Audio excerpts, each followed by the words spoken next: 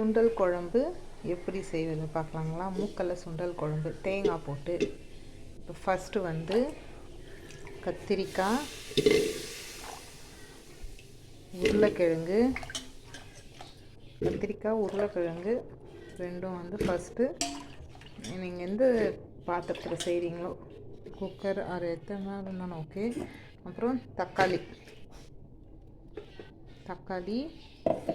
ஒரு 5 தக்காளி, மிளகாத்தூள் ஒரு 2 ஸ்பூன், மஞ்சள் தூள் 1 ஸ்பூன்,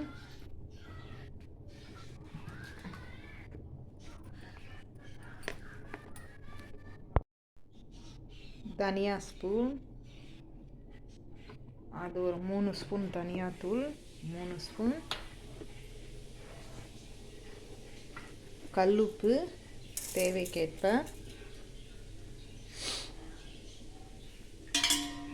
போட்டு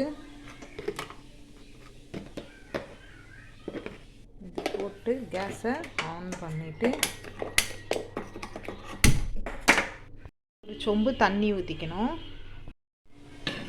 ஒரு சொம்பு தண்ணி ஊற்றிட்டு கொஞ்சம் நல்லா கலக்கி விட்டுடுங்க. இது நல்லா கொதித்து வரட்டும், அப்புறம் பார்க்கலாம். கொஞ்சம் இஞ்சி பூண்டு பேஸ்ட்டு கொஞ்சம் நல்லா மிக்ஸ் பண்ணிவிட்டு இது வந்து நல்லா கொதிக்கணும். இப்போ வந்து குழம்பு நல்லா கொதிக்குது இல்லைங்களா? தேங்காய் அரைச்சி ஊற்றிடணும். சுண்டல் வந்து இறக்கும் போது போடுங்க. இது ஒரு கொதி வரட்டும். தேங்காய் அரைச்சி ஊற்றுனது ஒரு கொதி வரட்டும்.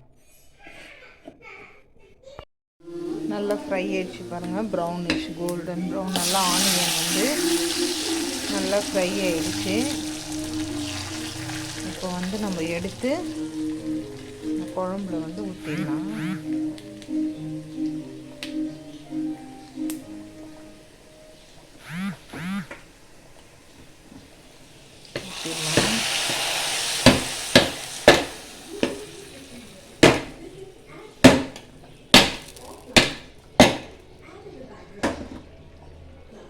நல்லா குழம்புல ஊற்றிட்டு